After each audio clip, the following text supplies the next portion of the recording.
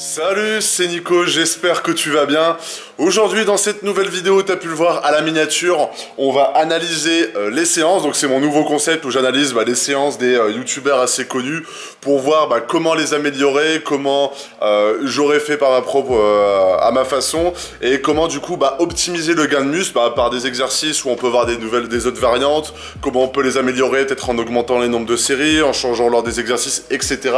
C'est vraiment le but de ce genre de vidéo. Donc comme je l'ai dit dans la première vidéo que j'avais fait de ce concept sur Bodytime, on n'est pas là pour critiquer, on n'est pas là pour dire que ce youtubeur c'est les meilleures vidéos qu'il fait, etc. C'est simplement donner un avis extérieur comme si tu étais avec ton pote de la salle où tu discutes un petit peu sur la séance de sport du mec qui est là-bas, ou de la séance que tu as fait la veille, ou du programme d'entraînement que tu as créé et que tu as envie d'avoir l'avis des autres. C'est vraiment le but de ce genre de vidéo. Et aujourd'hui, du coup, comme tu as pu le voir à la miniature, on va s'attaquer à un youtubeur que j'adore à fond. Je pense que j'ai jamais autant rigolé sur des vidéos que grâce à lui, parce que j'adore le personnage et j'adore sa façon de penser, etc. Donc c'est sur From Human to God, From Human to God, donc Efkan Kurnaz. Et du coup, on va pouvoir regarder donc ces vidéos, c'est comment faire pour exterminer ses deltoïdes et comment faire pour exterminer les biceps. Donc c'est des vidéos de 2015, mais je pense pas, parce qu'en fait je regardais ces nouvelles vidéos maintenant, mais en fait il fait tellement des gros montages que la vidéo elle dure 25 minutes et c'est assez compliqué de les commenter. Mais par la suite, si le concept j'arrive à bien savoir comment organiser tout ça, je vais pouvoir le faire au montage, etc. Mais on va pouvoir voir ces deux vidéos là, donc une vidéo sur les épaules et les biceps. Donc on va pouvoir passer sur l'ordinateur, je vais te mettre la séance directement sur ton écran et je vais pouvoir commenter du coup cette séance en même temps. Donc du coup on va passer là, mais comme d'habitude juste avant, si toi tu as envie du coup de commencer une prise de masse, de gagner un maximum de muscles et de développer et de faire des exercices qui vont être le plus adaptés pour toi, tu as plus d'une heure de formation qui va être offerte juste ici dans la fiche et le premier lien dans la description où je vais demander ton sexe, ton âge et ton objectif, et par rapport à ça je vais pouvoir t'offrir une heure de formation adaptée pour ton objectif et ta morphologie, puisque on va le voir par exemple avec ce genre de vidéo que la morphologie, les objectifs, ça va dépendre aussi ça va jouer dans ta séance, donc c'est ça qui est le plus important. Bref, on va passer sur l'ordinateur et je vais pouvoir te commenter cette vidéo, ces deux vidéos même. Alors du coup on se retrouve devant la vidéo, donc là je t'ai un peu passé le petit moment où il raconte un peu sa vie, il prend son shaker, etc. Donc là dans la petite vidéo il disait de faire son échauffement, donc il a bien raison. Ça c'est vrai qu'il y a très peu de personnes qui parlent de faire ses échauffements et je pense que bon voilà, si tu as déjà un certain niveau, tu dois savoir qu'il faut s'échauffer, mais bon voilà, les trois quarts des étudiants, j'allais dire, des débutants ne s'échauffent jamais, et ça je le vois tout le temps, où ils font une ou deux séries. Il faut vraiment prendre le temps de beaucoup s'échauffer. Petite astuce, si tu veux t'échauffer, tu fais toutes les grosses machines, tu fais 5-6 machines pour le haut du corps si tu fais une partie du haut du corps, et après tu fais 2-3 séries de l'exercice que tu dois faire pour vraiment bien s'échauffer, comme il fait là. Moi j'aurais fait quelques machines, j'aurais fait les trucs qu'on t'apprend en salle de sport, puis en cours de sport quand tu étais plus jeune, après quelques machines, et après j'aurais fait la même chose que lui pour pouvoir s'échauffer, pour vraiment être bien échauffé. Bon, on va pas trop parler de sa petite sacoche. Donc premier exercice qu'il fait, c'est du développé militaire, donc super exercice à faire au début. C'est toujours cet exercice là que je fais au début au niveau des épaules, puisque c'est vraiment l'exercice, et il a bien raison de faire ça, qui est le plus complet pour pouvoir travailler ses épaules. Il y a même une autre variante si tu veux accentuer le côté polyarticulaire, c'est de le faire debout en fléchissant légèrement les jambes pour préserver ton dos. Là il le fait en régressif, régressif, il me semble que ça se dit comme ça, donc il enchaîne plusieurs 8 répétitions en augmentant les charges, etc. Je n'aurais pas fait ça au début. Pourquoi c'est important de ne pas faire ça au début? Puisque le but, c'est pas de se fatiguer dès le début, c'est-à-dire de faire le premier exercice et d'être complètement lessivé tes épaules, puisqu'il faut penser au reste de ta séance et il faut également penser au reste de ta semaine d'entraînement. Donc si tu te flingues les épaules, si tu flingues ton système nerveux et tu flingues aussi ton énergie, forcément tu seras beaucoup moins en forme pour pouvoir continuer ta séance ou continuer ta semaine. Donc j'aurais pas fait ça comme ça. J'aurais simplement concentré sur du 8 à 12, 15 répétitions en mettant plutôt lourd pour cet exercice, mais pas assez trop lourd pour vraiment se concentrer sur la prise de muscle. Il faut que ça soit ton muscle qui fatigue et pas toi. Donc sans trop mettre ton système nerveux. Donc voilà, il a fait un très bon exercice je trouve pour le début, mais en dégressif ou en régressif, j'aurais pas fait ça comme ça parce qu'il va vraiment se fatiguer. Il a déjà avoir les épaules dans un état, et je pense qu'en plus c'est ce qu'il dit.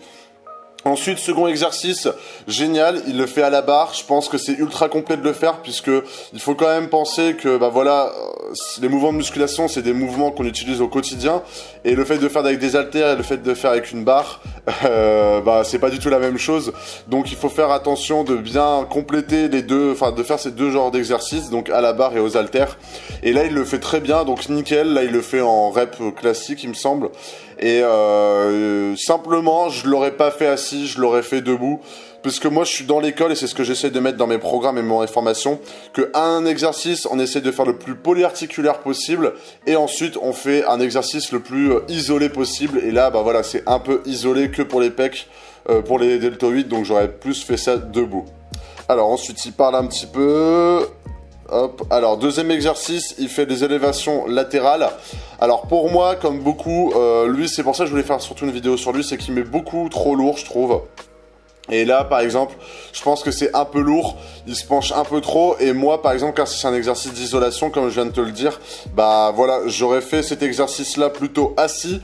Et pour éviter d'avoir ce côté de balancement et du coup de prendre un peu moins lourd mais sentir beaucoup plus ton côté latéral de tes deltoïdes, et du coup ça aurait été plus intéressant pour focaliser sa contraction sur les deltoïdes et éviter de mettre trop lourd et encore se flinguer le système nerveux. Et voilà, pour moi quand on regarde ses vidéos, il dit beaucoup qu'il est fatigué et je pense que c'est à cause de ça, il met beaucoup trop lourd sur ses barres ou sur ses haltères quoi. Alors, qu'est-ce qu'il fait en deuxième exercice? Alors là il fait élévation frontale avec disque. Donc c'est pas mal, en plus il va assez haut pour pouvoir travailler bien l'arrière, donc c'est vraiment pas mal cet exercice là. Après comme d'hab je pense qu'il met un peu lourd, je me serais contenté de faire ça sur la contraction.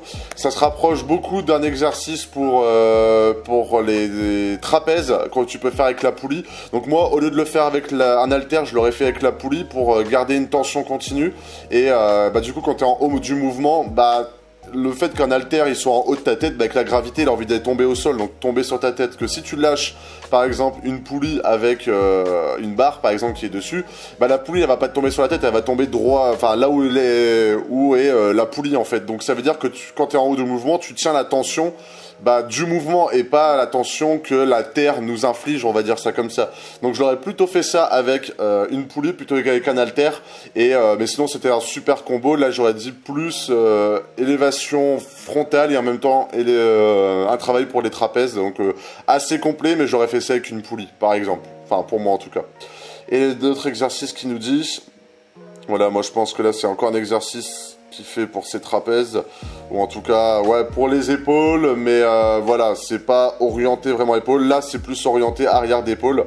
On va dire qu'avec l'exercice qu'il a fait précédemment, que je te parlais avec le disque, ce qu'il a fait là juste avant, juste ici, et ce qu'il fait maintenant, je pense que c'est un bon combo. Après je pense qu'il a dû se... sa tête elle me fait toujours barrer. Il a dû se faire assez mal, il a dû se faire assez mal au niveau de ses cervicales et au niveau de sa colonne vertébrale, puisqu'il met assez lourd, et moi j'aurais plus mis ça dans... beaucoup plus léger et se concentrer sur la contraction. Donc ces exercices là sont pas forcément à faire, je pense, pour les débutants, plus pour les personnes qui ont déjà une bonne on va dire une bonne connexion j'allais dire muscle-esprit, enfin vraiment pour se focaliser sur le muscle et pas se faire mal. Donc voilà, cette séance pour moi, elle était pas mal. Je fais plus ou moins ce qu'il a fait là, j'aurais peut-être amélioré certaines choses, mais le dernier combo qu'il a fait est vraiment pas mal, je pense, pour bien développer au niveau de la nuque et des épaules. Mais simplement, j'aurais mis un peu moins lourd, comme j'ai dit dans la vidéo précédente sur Body Time, et isoler un peu plus les muscles et polyarticulaires un peu plus sur le deuxième exercice à la barre qu'on voit juste ici. Mais voilà, super séance, et je pense qu'il a bien géré son truc. Alors dans une deuxième partie de la vidéo, du coup, ça va être la séance biceps. Donc premier exercice qu'il nous fait du curl à la barre classique. Cet exercice-là, voilà, c'est un exercice ultra connu, ultra utilisé par tout le monde. Mais cet exercice-là, comme je l'ai dit sur la séance précédente avec le disque, je trouve pas que c'est optimal. Pourquoi? Puisque avec la gravité, ton poids quand il est en haut du mouvement, en fait ton biceps ne tient plus le mouvement. En fait, si tu lâches la barre, elle tombe, c'est tout. Que si tu prends avec une poulie basse et que tu prends ça avec une barre qui soit un peu coulissante, enfin qui puisse un peu rouler, enfin comment dire, que pour pas que ton poignet il se casse, etc. Donc il y a certaines barres qui sont avec, qui roulent un peu sur eux-mêmes, enfin je pense que tu vas comprendre ce que je veux dire. Bah, j'aurais plus fait avec ça parce que la contraction tu la gardes au niveau des biceps, parce que là en fait la contraction, bah là tu la gardes plus en haut du biceps quand tu es en haut du mouvement, donc c'est pas forcément intéressant. Donc cet exercice là en premier exercice nickel. Moi parfois j'ai tendance à faire des tractions prise supination pour travailler les biceps en polyarticulaire, mais très bon exercice, mais je l'aurais fait à la barre poulie basse. Et pour garder la contraction et bah, du coup que ça soit beaucoup plus fluide et que pour ton biceps bah, la tension soit continue et que ça te fasse beaucoup plus mal que à la barre, puisque à la barre pour moi c'est juste le bas du mouvement et on va dire le 40% du début du mouvement qui sont vraiment intéressants pour le biceps et encore pas forcément pour le biceps, et le haut du mouvement en fait il sert à rien. Donc en soi pour moi c'est beaucoup plus intéressant de le faire avec une poulie basse puisque tu auras une tension continue, ce sera plus intéressant. Alors deuxième exercice qui nous fait par contre, hop. Alors, deuxième exercice qui nous fait, ça va être du curl halter incliné sur banc, on va appeler ça comme ça. Donc, super exercice, ça, je peux te dire que si tu fais pas cet exercice-là pour les biceps, fais-le. C'est un exercice ultra efficace. Après, voilà, comme d'habitude, pour moi, il a mis trop lourd. C'est le défaut, je pense, de Monsieur Kurnaz, c'est qu'il a mis trop lourd. Et le but sur cet exercice-là, tu mets 6 kg, 7 kg max. Là, je pense qu'il doit être à, je crois que c'est des poids de giga gym, il doit être à 14. Et je pense pas que ça soit optimal. Donc pour moi, j'aurais mis ça avec des haltères beaucoup plus légers. Et voilà, le but de cet exercice-là, c'est vraiment d'avoir les épaules le plus à l'arrière possible. Et du coup, de vraiment focaliser sur la contraction et pas sur le poids que tu portes. Du coup, en troisième exercice, maintenant, il va faire du curl marteau. Donc voilà, comme d'habitude, tu peux le voir, il a pris à peu près 30 kg pour son curl marteau. Donc comme d'habitude, d'après tout ce que je dis, c'est qu'il a mis encore trop lourd. 30 kg pour du curl marteau, c'est énorme. Surtout que là, bah voilà, il est debout, il n'y a aucune contraction maximale sur le biceps. Le but quand même d'une séance biceps, c'est de se focaliser que sur les biceps et pas de commencer, tu le vois, faire des petits... il rebondit un peu sur lui-même pour faire monter le poids, parce qu'au final, du coup, bah, quand il fait ça, c'est plus son biceps qui travaille, c'est je sais pas comment on pourrait dire ça, le mouvement de son corps qui fait en sorte qu'il le lève, parce que je pense que s'il restait statique et qu'il faisait que le lever d'une seule bras sans devoir pouvoir bouger, bah, il n'arriverait pas à le soulever. Donc, super troisième exercice, là, franchement, les deux exercices, les trois mêmes exercices du début, génial, mais c'est juste que pour moi, bah voilà, juste les variantes qui peuvent être plus intéressantes, et du coup, comme d'hab, de mettre moins lourd. Là, il met vraiment trop lourd, et je pense pas que ses biceps sont aussi fatigués qu'ils puissent l'être. C'est pas forcément intéressant de mettre 30 kg en curl marteau, autant s'asseoir sur un banc comme ça, et de prendre des poids de 7-8 kg, et de se focaliser que sur la contraction, et musculairement, ce sera plus intéressant. Du coup, en quatrième exercice, j'avais déjà vu, il a bien géré sa séance biceps. Je trouve que c'est une séance biceps comme il faut. Il fait du curl inversé, donc ça c'est un exercice que les gens ne font pas assez et c'est ultra efficace pour travailler la portion au niveau de ses avant-bras et également travailler ses biceps d'une façon différente. Donc ultra bon exercice de finition.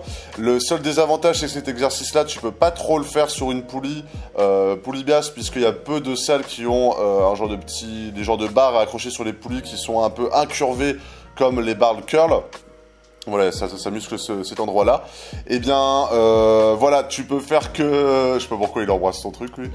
Tu peux faire que sur la curl bar la plupart du temps. Moi, j'en avais sur une autre salle de sport, mais c'était pas assez incurvé, donc c'était bof. Mais là, super exercice. Là, il a bien fait de le faire en troisième ou quatrième exercice. Il a vraiment bien géré. Et le dernier exercice, alors là, c'est un exercice que il a vraiment raison de le faire, encore une fois. Enfin, voilà, tu vois, il utilise la poulie basse. Bon, je pense que cet exercice-là, je me souviens un peu trop quand j'ai regardé la vidéo, mais je pense que c'est un exercice un peu bonus ou un exercice un peu de finition pour se faire mal. Mais voilà, il le fait en fait sur les genoux.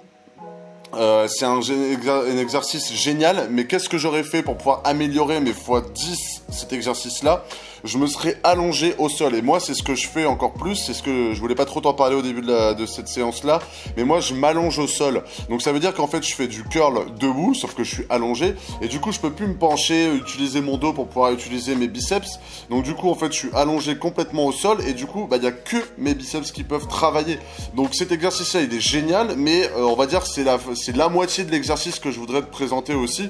C'est que le fait de faire comme ça, bah, moi, je l'aurais fait allonger directement au sol, juste ici, pour pouvoir, bah voilà, ne plus utiliser ton dos. Et là, tu vois, il bouge encore et ça va être un peu compliqué. Et en plus, ça doit pas être très agréable au niveau des genoux. J'avais déjà essayé cet exercice-là il y a longtemps, mais c'est pas forcément agréable. Il faut avoir la bonne posture, il faut déjà avoir un peu de niveau pour pouvoir faire ça. Mais du coup, je l'aurais fait plutôt allongé plutôt que assis. Et je peux te dire que les contractions sont là. Et toutes les personnes à qui j'ai montré cet exercice-là allongé, et ben, je peux dire qu'elles ont complètement arrêté de faire le curl debout. Donc voilà, pour moi, le curl qu'il a fait au début, bah, je l'aurais fait allongé avec la poulie basse ici pour vraiment bien contracter son biceps et que ça soit vraiment efficace. Et ensuite, bah, j'aurais fait tout ce qu'il a fait là. Parfait ce qu'il a fait là, sauf que j'aurais mis un peu moins lourd, mais bon, ça après, peut-être qu'il aime pas trop mettre trop léger. Mais voilà, moi j'aurais fait ça comme ça, puisque ça aurait été plus intéressant musculairement, il aurait plus focalisé sur ses biceps, il aurait été un peu moins fatigué, et il aurait bien fini sa séance, il aurait pu continuer sa séance même. Et du coup, il aurait été moins fatigué pour le reste de sa semaine et du coup pouvoir peut-être faire une séance de plus plutôt que de mettre trop lourd et du coup d'être tout le temps fatigué. Voilà, j'espère que cette vidéo t'a plu. Je viens de la finir à l'instant et je me suis dit que j'allais finir du coup avec une petite vidéo maintenant en face caméra. Donc j'espère que cette vidéo t'a plu. Donc voilà, super entraînement je trouve de Efkan. Il fait des bons entraînements, il fait des bons enchaînements d'exercices. Je trouve que c'est comme ça et je me reflète un petit peu dans ses exercices comme je te disais dans la vidéo. Il fait des bonnes séances, des bons enchaînements et tu vois que c'est un mec qui a de l'expérience. Je dis pas forcément que j'en ai plus que lui ou autant que lui, mais tu vois qu'il fait des bonnes séances, qu'il a fait attention à ses muscles, qu'il fait attention à contracter tous les muscles de la zone qu'il veut travailler. Donc super intéressant, il fait des bons entraînements. Mais comme je t'avais dit dans la vidéo, pour moi il est toujours trop lourd. Je pense que c'est pour ça qu'il raconte des histoires comme quoi il est tout le temps fatigué. C'est que ces séances, quand tu fais du curl malto à 30 kg et qu'ensuite tu enchaînes avec des exercices qui font encore plus lourd, bah voilà, forcément ton système nerveux il attaque et du coup forcément tu es un peu fatigué. Voilà, j'espère que cette vidéo t'a plu. N'hésite pas à mettre un like, à t'abonner, à mettre un commentaire sur comment tu trouves ce genre de vidéo. Donc je vais faire du coup une prochaine vidéo la semaine prochaine sur une autre personne. J'en ai marre de ce coq qui passe son temps. Genre, les coqs ici, ils te réveillent à 6 h, je pense que j'avais dit dans une vidéo. Sauf qu'ils font leur bruit jusqu'à 22 h le soir. Donc c'est insupportable, il est juste là-bas derrière. Bref. Et du coup, bah voilà, si t'as bien aimé ce genre de vidéo, n'hésite pas à mettre un like, à t'abonner. Et comme d'habitude, si tu veux suivre la formation, bah t'as le lien dans la description, enfin le lien dans la description et dans la fiche juste ici. On se retrouve du coup dans 2-3 jours pour une nouvelle vidéo. Je te souhaite une bonne journée ou une bonne soirée. Salut!